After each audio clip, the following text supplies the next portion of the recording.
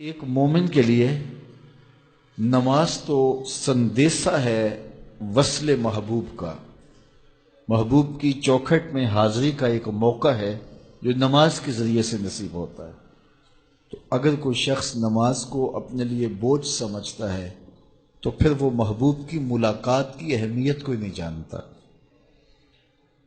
نماز کے لیے جب اذان پکاری جائے تو بندے کو خوشی، فرحت اور مسرت ہونی چاہیے کہ میں اب رب کے حضور حاضر ہوں گا، نہ یہ کہ وہ گھڑی پہ نظر ڈال کے کہے کہ ابھی تو آئے ہیں اب پھر دوبارہ اذان شروع ہو گئی، تو پھر اس کو شوق نہیں ہے مالک کے حضور حاضر ہونے کا۔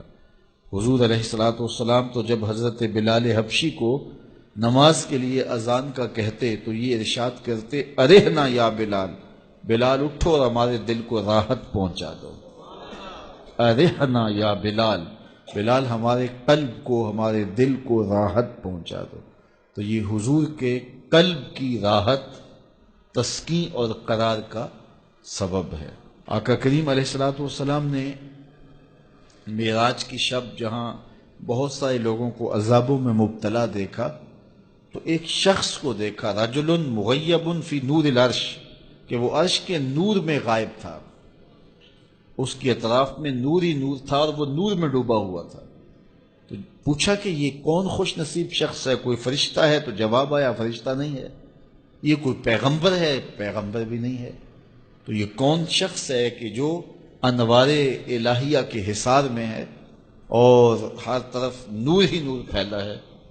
تو جواب ملا کہ آپ کی امت کا یہ وہ فرد ہے جس میں 3 خوبیاں تھیں۔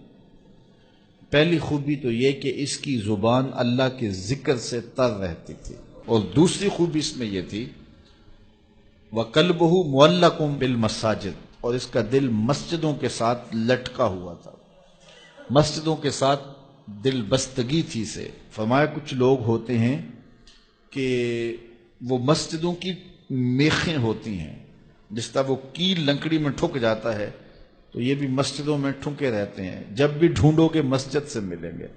فرمایا کبھی یہ لوگ بیمار پڑ جائیں اور مسجد میں حاضر نہ ہو سکیں تو اللہ کے کچھ فرشتے ہیں جو ان کی عیادت کرنے کے لیے ان کے گھروں میں جاتے ہیں۔ تو مسجدوں کی حاضری، مسجدوں کی تعمیر میں دلچسپی، مسجدوں کی آباد کاری کے لیے کوشش، مسجدوں کی صفائی ستھرائی کا اہتمام و التزام، مسجد کی تعمیرات کے مراحل میں دن رات ان سے وابستہ رہنا، یہ خوش نصیب لوگوں کا مقصود ہے۔ فرمایا کہ اللہ کے گھر وہی تعمیر کرتے ہیں جو اللہ اور پچھلے دن پر ایمان لاتے ہیں۔ تو مسجدوں کی تعمیر یقیناً اللہ جل شانہ کی خاص رضا نصیب کرتی ہے۔ ایک روایت میں آتا ہے جس نے تتر کے گھونسلے کے برابر مسجد کی تعمیر کی، فرمایا اللہ جنت میں اس کا محل بنا رہا ہے، اللہ اس کا محل تعمیر کرے گا، اس کو محل عطا کرے گا۔ تو یہ تعمیر مسجد یہ خوش نصیب لوگوں کا مقصود ہے۔ تو مسجدوں کی آبادی اور مسجدوں میں وابستہ رہنا اور دل بستہ ہونا مساجد کے ساتھ، یہ خوش نصیب لوگوں کا مقصود ہے۔ تو بدبخت لوگوں کو یہ سعادت نصیب نہیں ہوتی۔ اچھا، تیسری بات فرمایا کہ جو اس شخص کی خوبی ہے یہ آج تک اپنے والد گرامی اور اپنی والدہ ماجدہ کو گالی کا سبب نہیں بنا، یعنی کبھی اس نے کوئی ایسا فعل نہیں کیا کہ لوگوں نے کہا کہ یہ کس ماں باپ کا بیٹا ہے اور لوگوں نے اس کے ماں باپ کو برا کہا ہو اس کی وجہ سے۔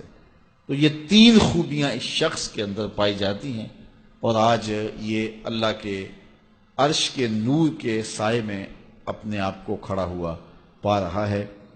تو جن کے سر نماز سے گوجل رہیں، مسجد کی حاضری جن کے لیے شوق ہو اور مسجد میں آتے ہی نکلنے کے لیے کوئی راستے ڈھونڈ رہے ہوں، تو انہیں اپنے اندر اترنا چاہیے۔